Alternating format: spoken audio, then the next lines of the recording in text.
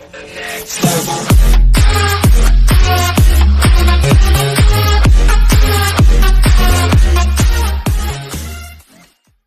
hidden chamber has been found in Nero's pleasure palace buried under the Colosseum.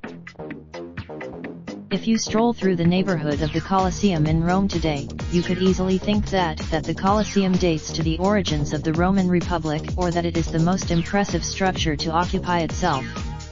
But you might be wrong. According to the statement, the chamber, nicknamed the Sphinx Room, was accidentally discovered as archaeologists were mounting scaffolding to complete renovations on a nearby room.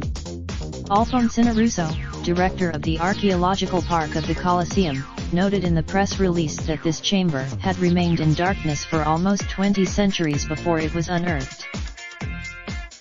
Nero's palace was known as the Domus Aurea or Golden House, and was named because of the use of gold leaf throughout the structure and the jewels that adorned the ceilings inside.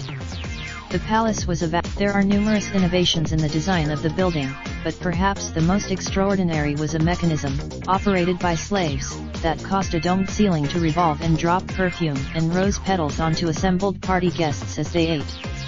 If it sounds like the whole design was so ornate that Nero placed mosaics, which were previously found on floors, on the ceilings of the rooms.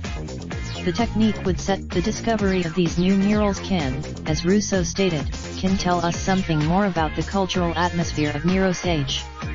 Much of the room missed, even though Nero has a reputation for a great deal of bad behavior. He executed his mother a mere 5 years into his reign and is rumored perhaps unfairly to have kicked one wife, Poppaea, to death. There is one reputation he truly earned: the consummate party planner.